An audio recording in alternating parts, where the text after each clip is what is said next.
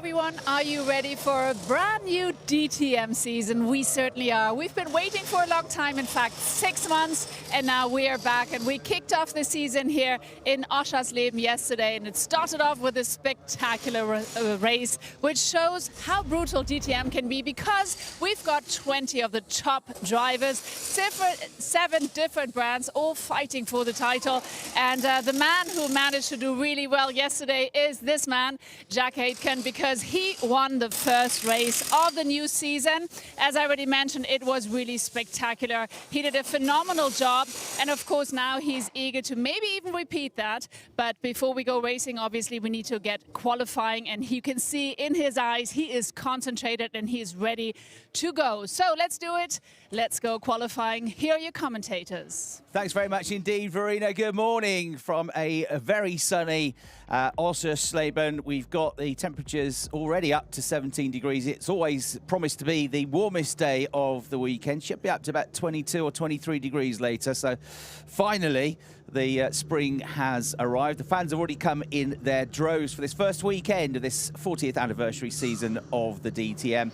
And as Verena said, Jack Aitken yesterday taking the race victory, also taking pole position. So the perfect day for the British driver at the start of his second season in this championship. 28 points scored and the very, very early championship lead. That's the driver that won it last year. Qualifying didn't go according to plan yesterday. He wasn't the only one when people left it late to get a lap time in, really, into the second 10 minutes of the 20-minute session. Nicky Thiem had an off at turn 2. Red flags came out and it ruined the chances of quite a few drivers. So Thomas had to fight his way from a lowly grid position yesterday. He did get up into the top 10. Arjun Maini, on the other hand, had an excellent qualifying session yesterday. The Indian driver at the start of his 4th season now in the DTM, qualifying a personal best, equaling 3rd. Dropped back a little bit in the race, but still scored some good points. Nicky Thiem, they rebuilt the car after he had a lot of front-end damage to it.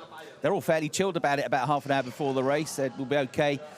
Stefan Schlunt told me, and all looked fairly calm. They got the car ready, but then unfortunately it was mishandling in the race, so he had to pull into retirement. You saw a brief shot there of Marco Wittmann, who's going to have to pick himself up off the floor from yesterday. If you didn't see the race yesterday, Marco Wittmann, who was another driver that struggled in qualifying, only 19th on the grid, but he managed to time his pit stop to perfection. The team did anyway. Torsten Schubert and the team, the local team to Oschersleben, brought him in just seconds before a full course yellow. So he went from being mid-pack to leading the race, and led the race until 4.5 minutes were left on the clock, and they had a fuel issue, and the car, heartbreakingly for him, stopped out on track. Jack Aitken, who'd been winning before all of that happened and would have been frustrated not to be leading the last stages of the race, not through any fault of his or the team's, then picked up the lead, took the victory. Mirko Bortolotti finished second. Racing drivers don't normally rave about finishing in second place, as we look at Olaf Manthey. The team won the Drivers' and Teams Championship last year, Manthey, and their return to DTM. But Bortolotti was really pleased. He said it was the perfect day yesterday. Second place, I think, was as good as they could have done, so he was very happy with that. And we had Ricardo Feller, who was 3rd in the championship last year, rounding out the podium just ahead of Sheldon van der Linde. Sheldon, the 2022 champion, was also very pleased with his start to the season in 4th place. So qualifying yesterday, 20 minutes of it. To give you an idea what sort of lap times we were looking at, low 121s. Jack Aitken's pole time yesterday was a 121.465. The qualifying lap record around here, set by Thomas Preining on his way to pole on Sunday last year, was a 121.347. So that's the situation. Mirko Bortolotti and Arjun Maini were 2nd and 3rd in qualifying yesterday. Some overnight changes to the BOP, all relating to weight. McLaren have shed 15 kilograms of BOP ballast. Mercedes the same, 15 kilograms lighter than they were yesterday, and so too Porsche. They've all lost 15 kilograms. There's the early season championship classification, with Jack Aitken on 28 points, Mirko Bortolotti on 22, and Ricardo Feller on 16 points. In terms of the teams championship, after the first of 16 races yesterday, having won the race with Jack Aitken, Emil Frey Racing, 32 points they've got. They also had Thierry Vermeulen in the top 10 yesterday. Schubert Motorsport, despite the heartbreak, for Marco Wittmann. The other two drivers scored well. Sheldon van der Linde in 4th and René Rast up there in the top 8 as well. So they're second on 22 points. SSR Performance on 20 in 3rd. Ferrari lead the Manufacturer Cup on 33 points. Lamborghini second on 26. BMW third on 22 points. When we get to the race, we'll talk about this a bit more, but there is a Pit Stop Challenge Championship as well. The quickest pit stop we had yesterday was from the reigning champions, Manthey EMA, at the Porsche of Ayanjan Guan, with 6.62 seconds stationary. Pretty rapid. Anything in the 6-second mark is really good. We had 3 teams do that, actually. Winwood, who are always good at pit stops as well, had Lucas Auer in and out stationary to just 6.71 seconds, and 1,000th slower than them, or 100th slower than them. The other Manthey car of Thomas Preining. So that's the situation. 20 minutes of qualifying to set the grid for the race. As ever, points available as well. 3 points if you qualify on pole, 2 for second, and a point for third. They all add up big time at the end of the season. Last year, Thomas Preining scored more points than anybody else, not just in the races, but in qualifying. He scored 17 points. That's the equivalent of more than a third-place finish in a race. Onboard cameras, once again, on the key front runners today, including this man, Jack Aitken. Interestingly enough, though, he was saying on his vlog view or on Instagram, and you follow Jack Aitken, it's worth following his vlogs that he does about each race weekend. Get some really fascinating insight. You also get to find out what sort of breakfast he has. But he was saying they're still tweaking the setup. Even though he won the race, they're still looking for perfection. So still working away at the data last night. And of course, not in qualifying, but in the race, the top 3 will carry success ballast. So Jack Aitken's car will be 20 kilograms heavier than it was in the race yesterday. It's clear, track is clear, no danger from behind, warm-up lap. Yep, copy. I think the radio was working, just for your info, but the guys were still in the garage when you said let's go. So then we moved outside, but we didn't release. Yeah, and at the same time Thierry was going, so I mistaken him for you. Sorry, we are still okay. There you go. Bit of radio confusion, but they've sorted it out. So all very calm and cool and collected at Emile Frey Racing. So qualifying underway. They went out early yesterday, but most of them then came back in, didn't set a lap time until the second half of the session. We'll see if the red flag yesterday has unnerved them. Always makes me nervous when they leave it to the last moment to try and set a lap time, especially when we've seen quite a few offs here at Oschersleben across the various classes. And indeed, some come back into the pits. So welcome to day 2 here at Oschersleben, this 40th anniversary season of the DTM. A fascinating, dramatic race yesterday. And today, no doubt, more in store. I'm here at the circuit in the commentary box. My name's Chris Hartley, and welcome from me, and welcome as well from Brian Oliver. Good morning, Chris. Good to be back here at the Oschersleben Motorsport Arena. Glorious sunny day, 17.2 degrees centigrade. Perfect for a spot of DTM racing, the second round of the season. Yes, as you suggested, how unnerved would they have been by the red flag yesterday in qualifying? Well, the answer to that is probably not very much. The cars have been out for an installation lap. Back into the pits again. We talked about this many times in the past. We talked about it at breakfast this morning. They don't half like to chance it, leaving it to the last minute. Of course, the track does get quicker as the temperature rises, as more rubber goes down. And potentially the fastest time will come in the final seconds of qualifying. But if you leave it till then, you do risk that red flag in the last couple of minutes, and suddenly you can find yourself at the wrong end of the grid and overtaking very much at a premium here at the Oschersleben Motorsport Arena. Yesterday it was into turn 11 and into turn 1 where we saw most of the action. 20 minutes is not a long time, especially when you consider really they need 2 installation laps before they really go for it on a flying lap. Now, a 1 minute 21 is a flying lap around here, but when you're getting the tyres up to temperature, it is closer to 2 minutes, so you lose, before you even start a flying lap, about 4 minutes. So 20 minutes becomes 19 minutes. If you have 2 runs at that, then, you know, realistically, the amount of running you get is restricted to 12 minutes or so, in which you've got to try and get 2, maybe 3 quick laps in. This is why I would make a rubbish DTM driver. I'll be out there, right, clear track, get a banker in now. Who cares about the rest of it? And then I'll come out and try again later. And These guys know more than we do. There are 2 cars, 3 cars out on track at the moment, but returning to the pits. And it's going to be probably 5 minutes of watching the grass growing, but the last 10 minutes of this qualifying session will be exciting. And I'd expect the last few minutes, if we remain under green flag conditions, you'll see different names popping to the top literally every few seconds. So this probably a fair bit of drama to come in the next 14.5 minutes. And if you went out now, Brian, you wouldn't even be on pole position, because Kelvin van der Linde is the one driver that completed a lap. It wasn't a quick one, but he's the only one that's done one. So 1:26.202. I suspect there's been a lot of poring over data and thinking about the setup on Kelvin's car. He's not looked happy with the car all weekend long.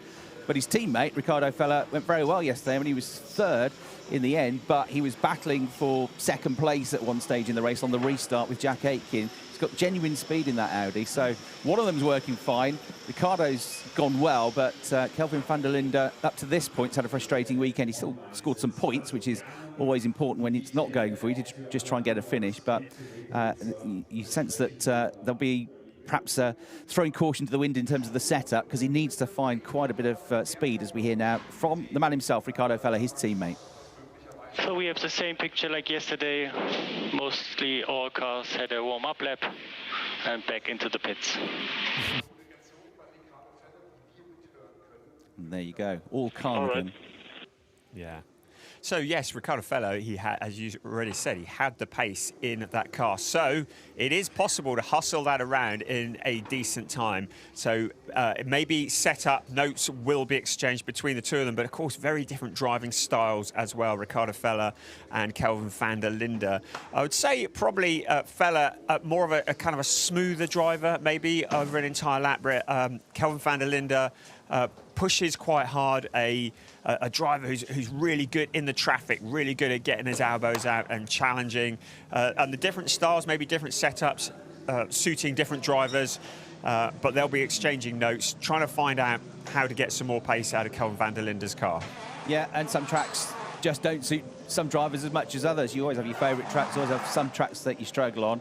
And it's so tight out there that you've only got to be a whisker away from the ultimate pace, and you find yourself down in the middle of the grid, because as we saw on Friday and we saw yesterday, you know, less than a second covers most of the grid. So you've only got to be lacking 2 or 3 tenths of a second. It can cost you a good 5 or 6 places on the grid. Just looking back to last year, Kelvin van der Linde struggled in qualifying here as well. 10th on Saturday, 14th on Sunday. Ricardo Fella did a little bit better with a 5th place on the Saturday. They both finished in the top 6 in one of the races, so the race pace was there. But they both struggled a bit in qualifying relative to where they were for most of the rest of the season. But the biggest leap really has been from Shelton van der Linde year to year, because last year qualified 19th and 15th as the defending champion. The season got better and better. He ended up 4th in the championship in the end, but a much better day for Shelton yesterday. He looked on the money all the way through the race, didn't he? Yeah, BMWs have been looking strong, not just in DTM, but also in GT Masters and in the GT4 category here this weekend. They've been at the top of the timesheets in all categories, so certainly looking very strong. Looking less strong yesterday, mainly as a result as the difficult qualifying, was our defending champion and his teammate. That's Thomas Preining and Ayan Nguyen.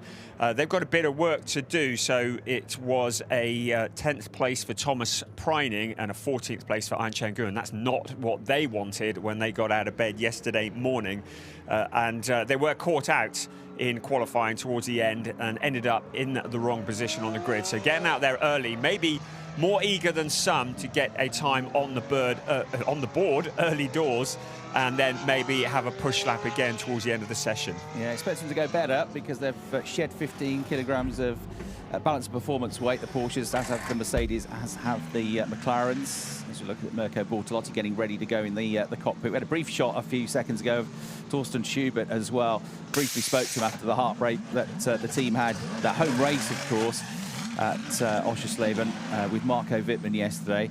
And not 15 or 20 minutes after the end of the race, they've got a lot of guests here. They've got a big hospitality unit in the paddock. The poor old chap had to go and do a guest speech, a Q&A, so probably the last thing you wanted to do after all of that. I did grab a quick word with him on the way out, and yeah, of course, as you can imagine, he was disappointed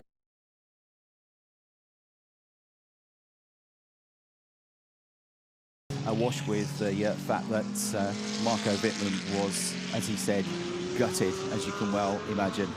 But for Marco, I mean, the one bright spot is, you know, when he got the lead of the race through the circumstance of the pit stop period, when he got the race through the circumstance of the team being quick thinking enough to bring him in when they did, we all saw that Marco Wittmann is very capable of leading and controlling a race and having the pace. So it was a great performance from him, but luck wasn't with him yesterday. No, it wasn't, and we're going to expect to see great things from him again as this season progresses. Yeah, he certainly did look rapid when he was at the front, didn't he? I think Torsten Schubert was out the back gluing his headphones back together as well at the end of that one, because they definitely came off the worst, yes, taking some lessons from Toto Wolff, I think. Right, less than 10 minutes remaining of this qualifying session. Still nothing especially competitive on the board. A 126.202 for Kelvin van der Linde.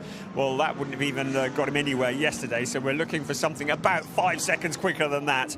Cars now getting out on track, so I think we're about to light the blue touch paper and take a step back. I bet it do. There's less than 9 minutes to go. If we had 10-minute qualifying sessions, would they leave it to the last 5 minutes to go? Probably. Keep pushing it and pushing it. Yeah. Right, there he is, Marco Wittmann. I think everybody felt for him yesterday. It was really nice to hear as well in both of their post-race interviews, both Jack Aitken and Mirko Bortolotti. You know, the first thing they said was how sorry they felt for him. They both benefited from it, of course. Yeah. I mean, who's to say Jack Aitken wouldn't have won anyway, because that was just at the point where he'd started to catch Marco Wittmann. But, yeah, they were both keen to say how disappointed they were for him, which was very nice to hear. The camaraderie that you get, fierce rivals, but there's a lot of respect out there as well. And Marco Wittmann, with more than 170 DTM races to his name, 17 wins and 2 titles, has garnered more respect than most. There he is. What can he do today? First thing they're going to do is try and get the car higher at the grid, and then they won't have to rely on trying something with a strategy and full course yellows and so forth to be up there. So we'll see how it goes. But the BMWs are not one of the brands that have had their weight reduced, so he'll have to do it on his own merit. It's Kelvin van der Linde's 126.2, still the only semi-reasonable time, but yeah, we'll be getting a lot quicker than that, not on this lap, but on the next. Arjumani until 125s, but we should be. Whether we'll go as quick as yesterday, it depends. There's more rubber been laid down. It's warmer than it was yesterday. That's generally a good thing, but there is also a case of being too grippy. It looks like Arjumani's had a little excursion there. We just get the back end of that. So he's just kicked up the dust, but on the next lap it'll be. We're going to get a replay of what happened, and understeer probably, yeah, just straight on. Couldn't get the car turned in through that right-hander. It's not the first time we've seen that, and it won't be the last into that tight right-hander at the start of the lap. Yeah, it's a tricky corner, that is. You have the left hand of turn 1 and then this sweeping turn 2. It's known as the hotel turn. I've yet to find a single driver who likes that corner. They all work very hard to find a quick line around it. It's an unusual line that you take around it, and very often, as you mentioned, you see cars just disappearing off into the gravel trap on the outside. And of course, in the opening lap of the race, it's often the scene of many a crime, because all the cars squeezing around there bunched up together is normally good for a bit of lively action. Lukas Stoltz is the first to pull the trigger. He's done a 30.6, absolute best first sector. That is still not mega quick. We got into the high 29s through the first sector yesterday. He's done the absolute best second sector. It's going to be provisional pole, but I don't think it'll be the pole lap, if you hear what I'm saying. 124.071. But yesterday, in practice and in qualifying yesterday, we saw they can do 2 quick laps on these Pirelli tyres in succession. As long as you look after them. Arjumani's in the background about to start his first proper flying lap. So Lukas Stoltz, who had a good day yesterday, finishing in 5th place, and was the first of the Mercedes ahead of Lucas Auer, who's also in the top 6. See what he can do with a lighter car today. Jack Aitken, absolute best in the middle sector with a 29.03, but the first sector was pretty slow at the 31. So it's, again, it's going to be an improvement, but these aren't going to be the laps, unless that track really has slowed down from yesterday, that we see come the end of the session setting the proper times. Like Luca Exler went well in qualifying yesterday, didn't he, to get in the top 10. Had a bit of argy-bargy with Kelvin van der Linde during the course of the race, but Exler has been impressive so far this weekend, and he's on a good lap. Arjumani, though, this is the first proper lap of the session, I reckon. although Stoltz is ahead of him. Miney's a bit quicker through the first sector, so Lucas Stoltz is going to improve on his lap, but Arjun Miney is going, well, he was going quicker through the first sector. He's about half a tenth down in the middle sector. The two Mercedes drivers are even Stevens, really. They're going to be first and second, no doubt about it, but in which order? We'll find out in a moment. Stoltz comes through first, 121.8. What about Arjun Miney? A tad slower. He lost out in the second half of the lap, so he's second with a 122.1. Every car out on track with a little over 4.5 minutes remaining. They're all pretty well spaced out. We saw Rene Rast and Maro Engel together on the circuit. They've distanced themselves now, so everybody's got a bit of space. The track is clear. Everybody's out. Now it's time for the big push. Less than 4.5 minutes remaining. You're seeing the McLaren just go through the bottom of your picture. The Durr Motorsport McLarens both showed very well yesterday, certainly for Ben Durr until the wheel fell off the wagon, but they're certainly not off the pace. But here we go. Excuse me, 4 minutes remaining of this session. Bortolotti might be about to go quickest here with the absolute best middle sector. Really, really good first sector as well from Maro Engel, who's about 2/3 of the way around the lap. Bortolotti goes second. Maro Engel, I think he's going to be right up there as well. If he has a good final sector, he sprints for the line in the number 113 Mercedes. Comes through, not quite, 5th place. Not bad, but he needs more. Thierry Vermeulen has gone well as well in his Lamborghini. He's up to 4th place. Here is another rapid Lamborghini. Maximilian Powell, 29.8, the absolute best first sector time. He's 7th at the moment. A 28.5, he's about a 10th down on Bortolotti's middle sector. So overall, he's almost matching Mirko Bortolotti. He's looking good for a top 3 here, potentially. It's Lucas Stoltz. With the 123.556 crosses the line again. Here comes Maximilian Powell then in the Powell Motorsport Lamborghini over the line next, 4th. Good effort.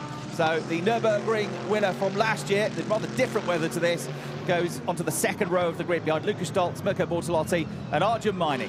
Some significant names still at the bottom of the timing screens. 18th, 19th and 20th, both Van der Lindes and Rene Rast. Jack Aitken, yesterday's winner as well in 17th.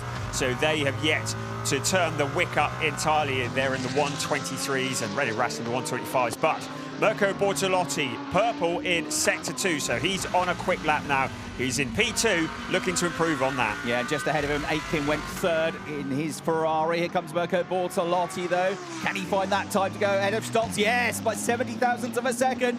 The Italian goes on to provisional pole. He had provisional pole for a few seconds yesterday until Jack Aitken pipped him. 2.5 minutes still to go, but that's a fine effort from Mirko. Might be his last roll of the dice, though. And Maximilian Powell, the absolute best first sector, 29.883, whereas Marco Wittmann benefited from that full course yellow period during the safety car yesterday. It was the opposite case for Maximilian Powell, who ended up dropping to stone last of the runners. But he's lost out a little bit in the mid-sector. 28.6 is about 2.5 tenths down. The middle of the lap is where he struggles. The start of the lap, he's very, very good. It might improve him up from 7th, though. This, across the line he goes. No, not quite. Stays 7th, 22.197 seconds. Yeah, he was very frustrated with that yesterday. We were looking at Kelvin van der Linde getting it wrong. Oh, is that van der Linde? Yes, it is. Getting it wrong into... No, Ricardo Fellow.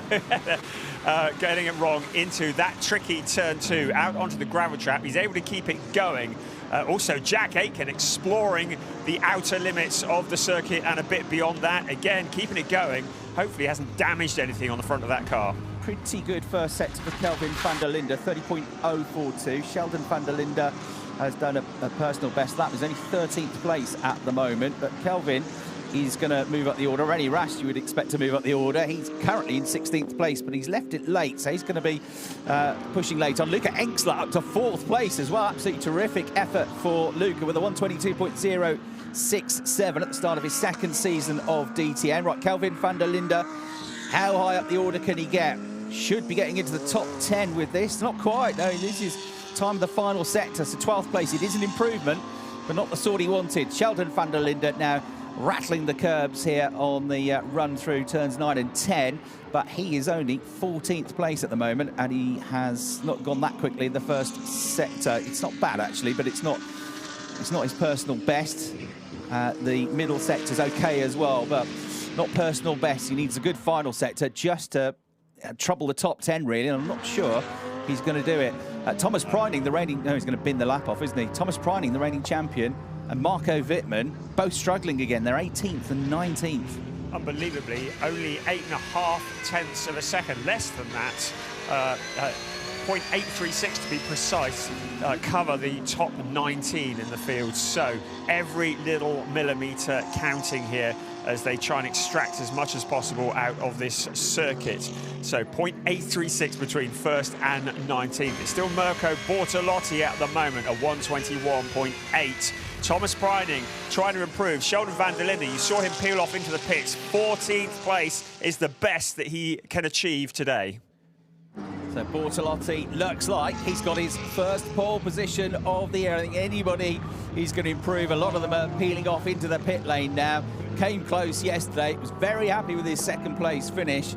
Can he get a win here? Lamborghini won here last year on the Saturday with Frank Pereira from pole position. His then SSR Performance teammate. How Mirko would love to replicate that on the Sunday of 2024 from pole position. That's what's going to happen because nobody's going to beat him now.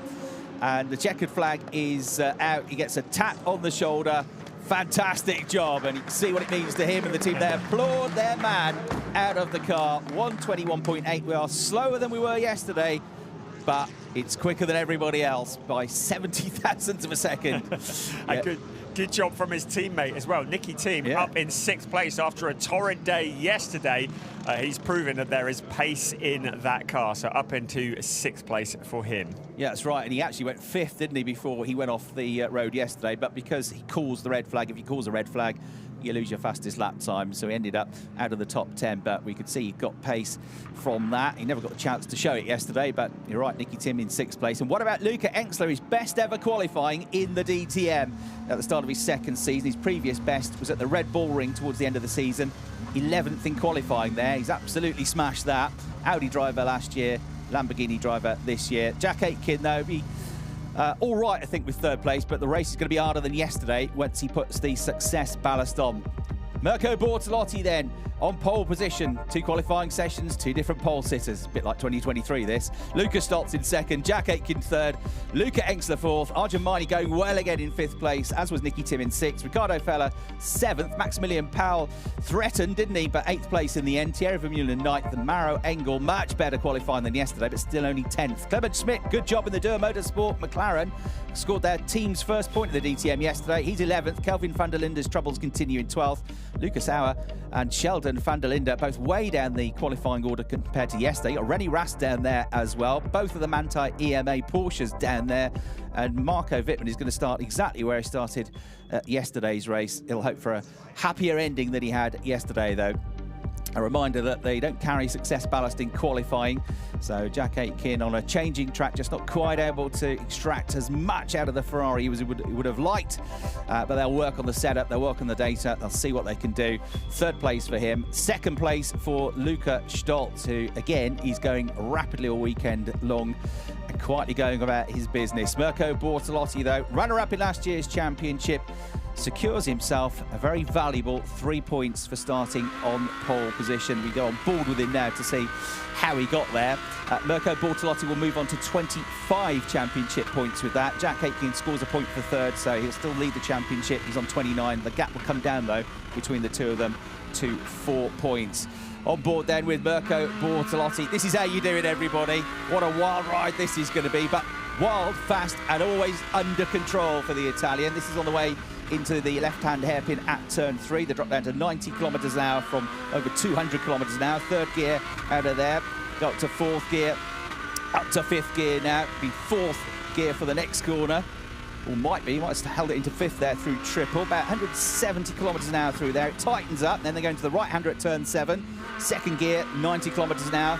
Watch out for this next bit through the chicane at turns 8 and 9, right and left, but it'll ruffle the curbs. Here we go. Whoa, straight lines it through there. Into the right-hander at turn 10. 130 kilometres an hour suddenly becomes 230 kilometres an hour by the time you get up to 5th gear. And then it's a right-left through turns 11 and 12. 3rd gear through there as well. Lots of mid-speed corners around this circuit. Nice and smooth through the S-bend section. Another right-hander coming up. This is 4th gear and almost 200 kilometres an hour. And then the last corner tightens up a bit. 2nd gear, get on the throttle now. Let it run out to the curb, sprint for the line. And that, ladies and gentlemen, is how you get pole position around Oschersleben with Mirko Bortolotti. Fantastic effort from him then. He continues to be strong. There is absolutely zero doubt that he is going to be a major factor in this year's championship. He already proved that he would be in the last 2 seasons.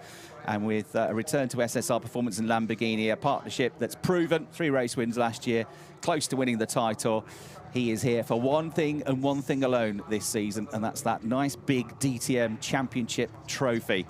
So great job by the SSR Performance squad. Lamborghini and Bortolotti are going to be hard to dislodge from pole position as long as he gets the car off the line well at the start of the race. There's no reason to believe that he won't. But some other very strong qualifying performances in that, I was going to say 20 minutes, but it was really about 8 or 9 minutes. As Brian said, good job from that man as well there to the left of your picture. The Viking there, Nicky Tim, great to have him having his first full proper attempt at the season. Disappointing day yesterday, but he remained upbeat, remained positive, and he knows he's got the skills. Porsche Super Cup champion 10 years ago in 2013. He's been a class winner at Le Mans as well, and he will be great support for Mirko Bortolotti. Right then, let's get some reaction down with Farina. Now I've got the man here who won yesterday and today, pushing really hard with success balance with the P3. Are you happy with that? I mean, what are you going to make out of it? Yeah, I'm relatively happy. I mean, to be in the top 3 again is really good. The track was really slower than we expected this morning. Conditions were quite tough. So I was looking on my lap time thinking, it's not so good. But then they told me P3, and I think it's the same for everybody. But yeah, it was a tough session, but I'm happy. Happy, and you're going to make the best out of it, and starting from P3, anything is possible. Yeah, of course. I mean, it's nice to be in the on the pole side. Hopefully I can move up a place into turn 1, but you never know what can happen there, so it could be quite a traffic jam. All right, thank you very much, Jack. Back to you. Thanks, Farina. Yeah, it's about 4/10 slower than in pole position yesterday, pole position today, so it just shows how in kind of similar conditions, but a bit warmer, with all the rubber that's been laid down. The track is a living, breathing thing. You think you got the setup nailed, you put the same setup on potentially one day later or even a few hours later, and it just doesn't work.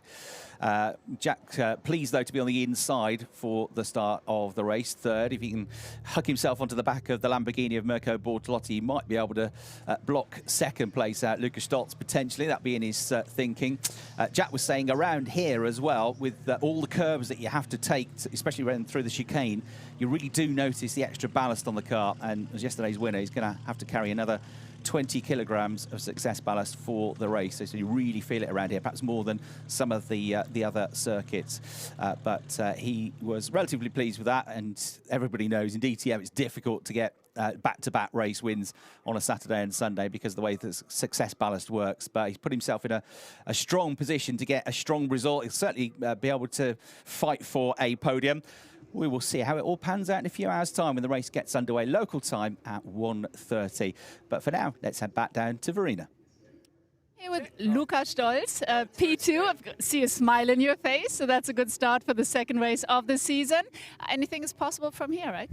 Yeah, it's really rare to see me smiling actually, but yeah, good start, especially a good Sunday start. Yesterday I felt already quite comfortable, and today the car was really good, even though the track was a bit slower. But yeah, good quali from us, and let's see what we can do in the race. Let's see if later on I'm going to see a big smile in your face. I hope so. All right, Luca, thank you very much. So yeah, that was the qualifying, and now we're looking forward to a very exciting race in just a bit. So yeah, see you in a bit. Here are the highlights. Yeah, absolutely.